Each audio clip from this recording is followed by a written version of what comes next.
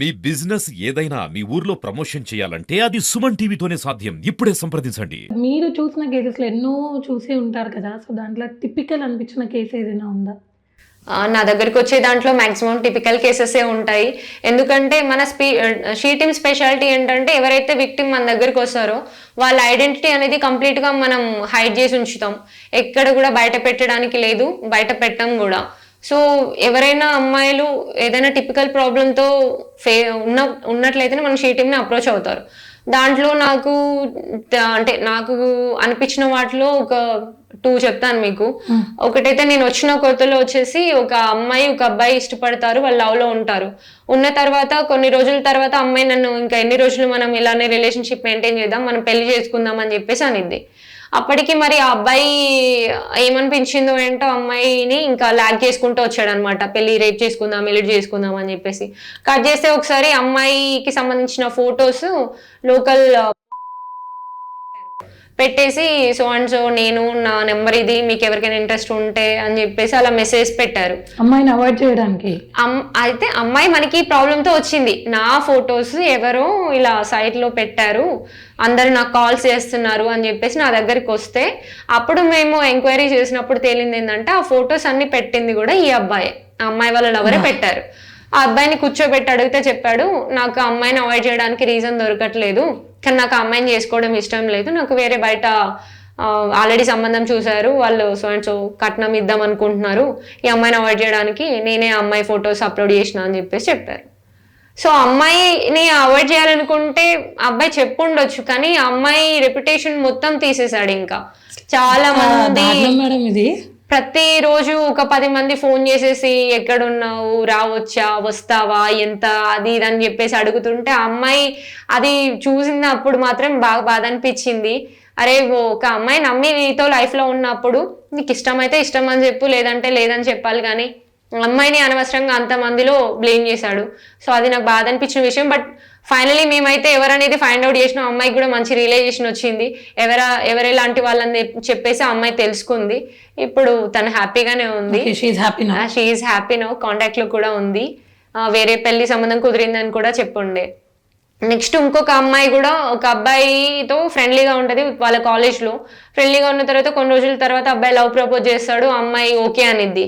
దాని తర్వాత తెలిసింది ఏంటంటే ఆ అబ్బాయికి ఆల్రెడీ ఇంకా వేరే అమ్మాయిలతో కూడా అఫైర్ ఉందని చెప్పేసి తెలిసింది. ఆ అబ్బాయి స్మోక్ చేశాడు, డ్రింక్ చేశాడు అని కూడా తెలిసి అమ్మాయి అవాయిడ్ చేయడం స్టార్ట్ చేస్తే ఆ అబ్బాయి ఏం చేశాడు, ఇంకా ఇది వరకు ఆ అమ్మాయి తో దిగిన ఫొటోస్ కానీ మెసేజ్ని కానీ చూపెట్టేసి నేను మీ రిలేటివ్స్కి పంపిస్తా, మీ పేరెంట్స్కి చూపెడతా అని చెప్పేసి బ్లాక్మెయిల్ చేయడం, ఆ అమ్మాయిని ఊరికే మనీ అడిగేసి తీసుకోవడం. అట్లా మనీ అడిగి తీసుకుంటున్నాడు. మరి ఇది ఎప్పటికీ ఆగిపోయిద్దో అమ్మాయికి అర్థం కాక షీ టీమ్ని అప్రోచ్ అయ్యండి. ఇది ఎప్పటికీ ఆగిపోయిద్దో తెలియట్లేదు మేడం, అడిగినప్పుడల్లా నేను మనీ కొడతానే ఉన్నాను, ఈ రోజేమో ఇంక ఇంటికి వస్తా అని చెప్పేసి కాల్ చేసిండు, ఆయన అడిగిన డబ్బులు పంపకపోతేనంటే నేను చెప్పాను, సో నీ నెంబర్ ఇవ్వమ్మా అనంటే ఆ నెంబర్ ఇచ్చింది. అబ్బాయిది నెంబర్ ఇస్తే ఏం చేస్తున్నాడు, మన ఎవరైనా అన్నోన్ నంబర్ అనిపించగానే అతను ఇంకా స్విచ్ ఆఫ్ పెట్టేసుకుంటున్నాడు, ఫోన్ కట్ చేస్తున్నాడు. ఆ అమ్మాయికి డిఫరెంట్ నెంబర్స్ నుండి అప్రోచ్ అవుతా ఉన్నాడు. సో ఇది ఎట్లా ఫైండ్ అవుట్ చేయడం అర్థం కావట్లేదు మేడం, తన ఇంటి అడ్రస్ కూడా నాకు అది తెలియదు అని అంటే, సరే నీకు ఇంకొకసారి కనుక మనీ పంపించమని లేకపోతే మనీ ఇవ్వమని అడిగినప్పుడు నువ్వు రమ్మని చెప్పు, ఇస్తా అని చెప్పు అని చెప్పేసి అన్నాను. ఫోన్లో లేవు, లేకపోతే నేను బయట నువ్వు ఇక్కడికి వస్తే ఇస్తా అని చెప్పేసి రమ్మనంటే అబ్బాయి ఇప్పుడు పాల్వంచుకొచ్చాడు అనమాట. పాల్వంచుకు వచ్చినప్పుడు కూడా వేరే నెంబర్స్ నుండి కాల్ చేస్తున్నాడు. అయితే ఆ అబ్బాయి ఇక్కడికి వచ్చిన తర్వాత అబ్బాయి దగ్గర ఏదో షాప్లో ఏదో కొనుక్కున్న తర్వాత డబ్బులు కొట్టామని అడుగుతాడు అన్నమాట అమ్మాయిని. సరే కొడతా అని చెప్పు, నంబర్ చెప్పమని చెప్పు అక్కడ ఉన్న వాళ్ళది, లేకపోతే ఫోన్ పే ఉంటది కదా దాన్ని ఫోటో తీసి పంపించమని చెప్పేసి చెప్పుండే. క్యాష్ ఇస్తా అంటే లేదు కలవదు, నువ్వు స్కానర్ కి పంపించు అని చెప్పేసి అంటాడు అనమాట. సరే నువ్వు స్కానర్ కి పంపుతా అని చెప్పు, ఆ స్కానర్ ఒకసారి ఫోటో తీసి పంపమని చెప్పేసి అంటే మనం ఏం చేస్తామంటే అమ్మాయి స్కానర్ మనకి ఫోటో పెట్టిద్ది. ఫోటో పెడితే మనం స్కానర్ ని స్కాన్ చేసి దాంట్లో పేరు వస్తుంది కదా, సో పేరుని బట్టి మనం లోకల్ పోలీస్ వాళ్ళకి చెప్పినాం. లోకల్ పోలీస్ వాళ్ళకి సో అండ్ సో నేమ్ వస్తుంది, అక్కడ వెళ్ళేసి ఒకసారి చూడండి అంటే, కొంతమంది ఏం చేస్తారంటే స్కానర్తో పాటు దాని కింద ఫోన్ నెంబర్ కూడా పెట్టుకుంటారు alternate. So alternate phone number ఉంటే ఫోన్ నెంబర్ ఇచ్చేసి మన లోకల్ పోలీస్కి పాల్వంచలో వాళ్ళని వెళ్ళమంటే వెళ్ళారు. వెళ్ళిన తర్వాత షాప్ అడ్రస్ ఫైండ్ అవుట్ చేసినాం. అక్కడి నుంచి ఇంకా ఏంటి అమ్మాయిని సరే నీ మనీ నువ్వు కొట్టేసేయమ్మా, మనకు అడ్రస్ అయితే ఫైండ్ అవుట్ అయింది, ఆ చుట్టుపక్కలనే ఉంటాడు, నువ్వు కొట్టేసే మనీ అని అంటే అమ్మాయి మనీ కొట్టేసింది. మనీ కొట్టేసిన తర్వాత నువ్వు ఎక్కడున్నావు చెప్పు, నేను వస్తానని చెప్పేసి అమ్మాయి అంటది అనమాట. సరే నేను నమ్మనులే, నేను ఏడికన్నా వస్తే నువ్వు నన్ను మళ్ళీ ఎవరినైనా తీసుకొని వస్తావు అని చెప్పేసి అంటే అబ్బాయి ఏమంటాడు, మనం ఒక దగ్గర స్టాటిక్గా ఉండకూడదు, బస్సులో వెళ్తూ ఉండి మాట్లాడుకుందాము అని చెప్పేసి అంటే అమ్మాయి నువ్వు వెళ్ళమ్మా, నువ్వు బస్సు ఎక్కువ, నో ప్రాబ్లం, మీ వెనకాల మేము ఫాలో అవుతాం అని చెప్పేసి ఆ అమ్మాయిని అబ్బాయితో బస్సు ఎక్కిస్తాం.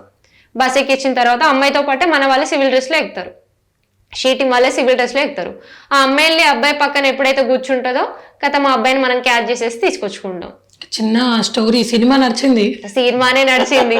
అంటే నేను చాలా ట్రై చేసినాం, అసలు వాడు ఎలా అయినా దొరకట్లేదు, వేరే ఫోన్ నెంబర్స్ నుండి చేస్తాడు, లొకేషన్ తెలీదు, ఆ అమ్మాయికి అడ్రస్ కూడా తెలీదు, ఏదో హైదరాబాద్లో కాలేజ్లో చదువుకుంటున్నప్పుడు అబ్బాయి తెలుసు అనమాట, అంతే తప్ప అడ్రస్ తెలియదు, ఏం తెలియదు, బట్ లవ్లో ఉన్నారు. సో పాల్వంచ వాళ్ళ పోలీస్ డిపార్ట్మెంట్ వాళ్ళ హెల్ప్తోని మనం పట్టేసుకున్నాం. ఇన్ని కేసెస్ చూస్తున్నారు కదా మేడం, అసలు ఇలాంటివన్నీ అంటే అటు మహిళల పైన ఇటు వరకట్నం కానీ సెక్షువల్ హెరాస్మెంట్స్, వీటన్నిటికీ రీజన్స్ ఏంటి? Either money are mind sets.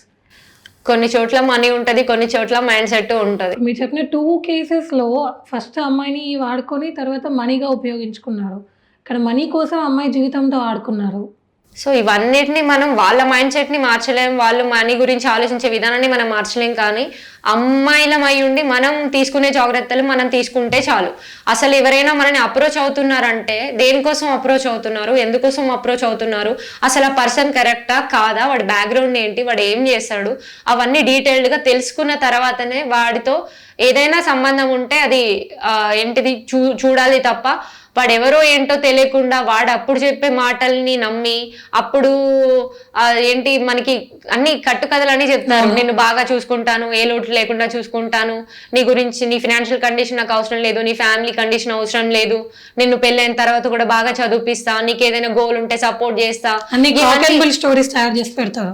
ఆ మాటలన్నీ కూడా నమ్మాల్సిన అవసరం లేదు. ఎట్టి పరిస్థితుల్లో కూడా మనం అలాంటి పర్సన్ నమ్మకూడదు, అన్నోన్ పర్సన్స్ ని అసలే నమ్మకూడదు. ఎవరైనా మన పెళ్లి గురించి కానీ లవ్ గురించి కానీ అప్రోచ్ అయినప్పుడు ఖచ్చితంగా వాడు ఎవరు, వాడి డీటెయిల్స్ ఏంటి, వాడి ఇంటి అడ్రస్ ఏంటి, ఇవన్నీ కూడా మనం తెలుసుకున్న తర్వాతనే వాడిని అప్రోచ్ అవనిస్తే అప్పుడు చూడాలి తప్ప, అది కూడా లవ్ కోసం కాదు, పెళ్లి చేసుకుంటా అని మాత్రమే అప్రోచ్ అయినప్పుడు మాత్రమే మనం దాని గురించి ఆలోచించాలి.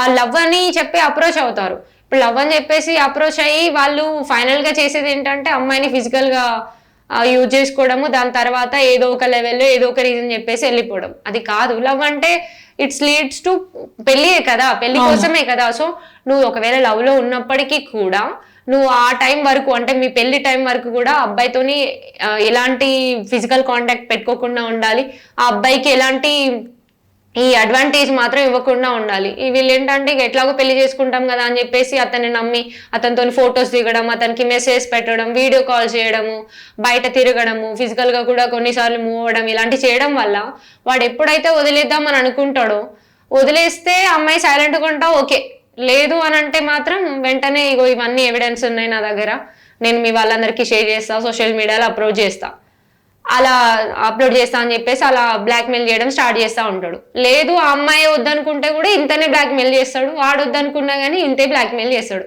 వాడు వద్దనుకున్నా అమ్మాయి వద్దనుకున్నా వాడు బ్లాక్మెయిల్ చేయడం మాత్రం మానడు. వీటన్నిటికీ స్కోప్ ఇచ్చింది ఎవరు అంటే అక్కడ అమ్మాయి. ముందే వాడిని నమ్మకుండా ఉండి ఒకవేళ నమ్మినా సరే పెళ్ళేంత వరకు ఇలాంటి అడ్వాంటేజ్ ఇవ్వకుండా ఉంటే అమ్మాయి లైఫ్ అమ్మాయి చేతిలో ఉంటుంది. సరే లవ్ చేసుకుంటే ఓకే, కానీ ఇలాంటి ఎవిడెన్స్ ఉన్నప్పుడు మనం కూడా కొంచెం ట్యాకిల్ చేయడం కష్టం అవుతుంది.